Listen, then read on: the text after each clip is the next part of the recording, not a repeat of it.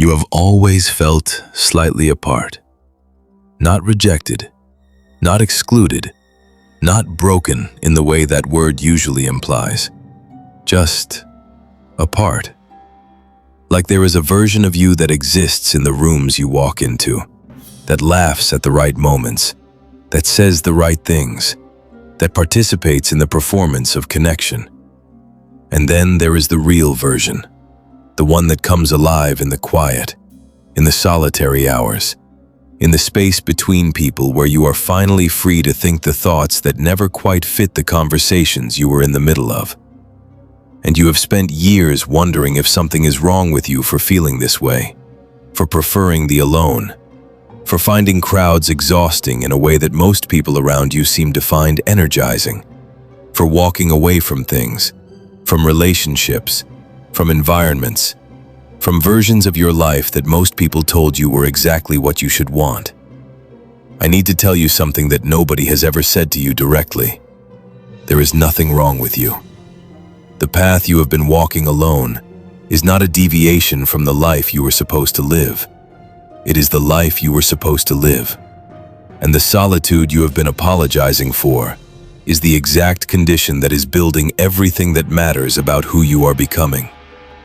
Marcus Aurelius was the most powerful man in the known world. He had access to anyone. He was surrounded by thousands at all times. Advisors, generals, senators, philosophers, servants, soldiers. And yet the most important work of his life was done entirely alone, in a private journal that no other person was ever meant to read, processing his deepest questions in solitude, examining his failures without an audience, building the character that sustained one of the most demanding roles in human history, in the completely private hours before the world arrived each morning.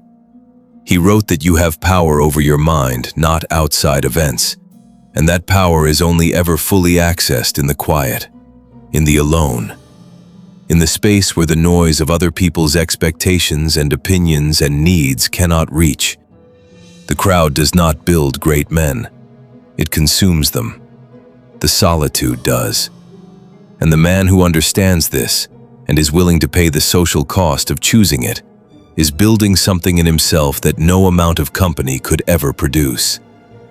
Here is the specific thing that walking alone builds that being surrounded by people never can.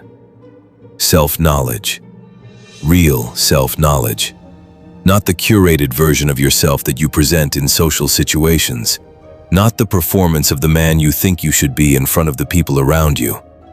Not the personality you have developed as a social tool over years of navigating other people's expectations, but the raw, unfiltered truth of who you actually are when there is nobody to perform for. What you think about when the distraction runs out. What you feel when the numbness of company fades. What you actually believe about the world when you are not adjusting your beliefs to fit the conversation you are in. Most people spend their entire lives never fully accessing this, because they have never spent enough time alone with themselves to let the performance drop completely. They go from people to screens, to people, to noise, to people again. Never sitting long enough in the quiet to hear what is actually underneath all of it. But the man who walks alone, who has always found himself naturally drawn to the solitary path, has been doing this his entire life, building a relationship with himself that most people will never experience with anyone, an honesty about his own nature, a clarity about his own values, a certainty about what he is and what he is not that comes from years of genuine self-examination in complete solitude. And that self-knowledge is the foundation of everything, of genuine confidence, of unshakable identity, of the kind of presence that changes rooms before a word is spoken. Because a man who knows himself completely cannot be destabilized by other people's versions of him. There is a cost to walking alone that I want to acknowledge directly, because this video is not about romanticizing solitude without honesty. The cost is real. It is the misunderstanding. The people who look at the man who prefers his own company and see coldness where there is depth. arrogance where there is discernment, antisocial behavior where there is simply a different kind of social need. It is the relationships that do not last because the man who walks alone cannot maintain the performance of connection indefinitely, because eventually the performance exhausts him, and the real version emerges, the one that most people were not quite ready for, the one that asks too much, thinks too deeply, feels too acutely, refuses to pretend that the shallow conversation is enough. It is the loneliness that comes not from the absence of people, but from the presence of people who cannot quite reach you, who come close, but not close enough, who offer connection, but not the specific depth of connection that the man who walks alone has always been looking for. That cost is real, and I am not going to tell you it is easy, or that it doesn't matter. It matters. It costs something real. But here is what the Stoics would say about that cost. Everything worth building requires a price, and the price of walking alone is access to the specific version of yourself that the path builds, the self that no crowd could have produced, the depth that no constant company could have developed, the certainty that no external validation could have given you, because you built it from the inside, in the alone, where the only witness was you and God. The Stoics called the man who walks alone autarkeia, self-sufficient. Not in the cold, disconnected sense that word sometimes implies, but in the deepest possible sense. A man whose internal resources are sufficient, who does not need the crowd to feel complete, who does not need the noise to feel present, who does not need the constant affirmation of other people to feel certain about who he is and what he is doing. Epictetus described this quality as the closest thing to genuine freedom available to a human being, because the man who needs others to feel whole is always at the mercy of whether those others are present, whether they are available, whether they approve, whether they stay. His peace is always conditional, always dependent on something outside himself to sustain it. But the man who has built genuine self-sufficiency, who has spent enough time alone with himself that the alone is no longer an absence, but a presence, a fullness rather than an emptiness, a choice rather than a sentence, that man carries his peace with him into every room, into every relationship, into every circumstance that would shatter a man whose peace depended on the circumstance. And that portable peace, that self-generated completeness, is the rarest and most powerful thing a man can own. Here is something that most people never consider about the man who walks alone. He is not lonely in the way people assume. Loneliness is the pain of unwanted solitude, the ache of connection withheld against your will, the suffering of a person who wants to be with people but cannot. The man who walks alone does not experience solitude that way. For him, the solitude is chosen, sought, returned to with something approaching relief at the end of days spent in the necessary performance of social existence. The quiet is not a punishment, it is a restoration. The place where everything that the social world costs him is replenished, where the version of himself that gets slightly lost in every room he enters comes back to him fully, where the voice that gets quieter in every conversation where he adjusted himself to fit speaks clearly again. The man who walks alone is not running from connection. He is protecting his connection with the most important person in his life, himself. And every hour he spends in genuine solitude is an hour of maintenance on the most important relationship he will ever have.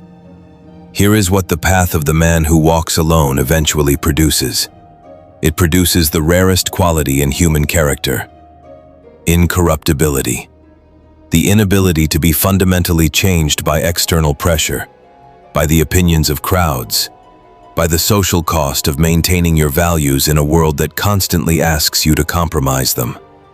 The man who has built his identity in the solitude, who has tested his values in the quiet rather than performing them in public, who has built his certainty from the inside rather than borrowing it from the validation of others, that man cannot be corrupted.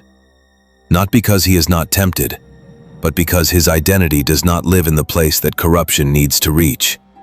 It does not live in what others think of him. It does not live in what the crowd is currently applauding.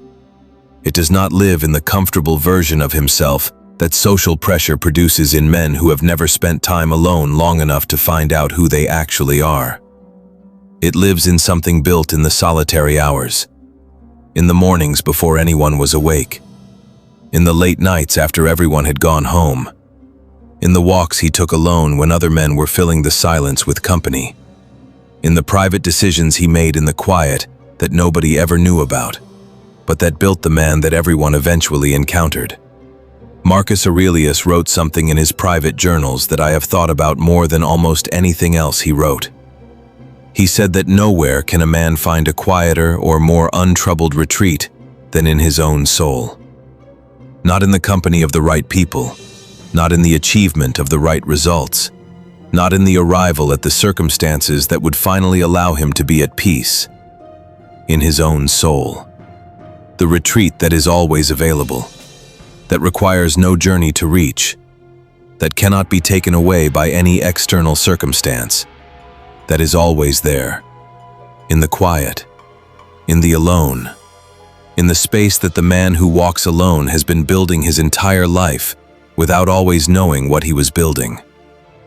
He was building a home inside himself, a place to return to, from every room that was too loud, from every relationship that asked too much of the wrong version of him, from every circumstance that tried to tell him who he was supposed to be.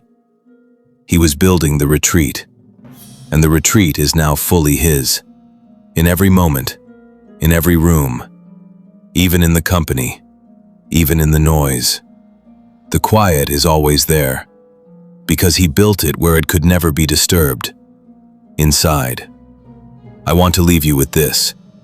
The path you have been walking alone is not a mistake. It is not evidence that something is wrong with you. It is not a problem to be solved by finding the right people to walk with you. It is yours. The specific path that was always going to produce the specific version of you that this world needs.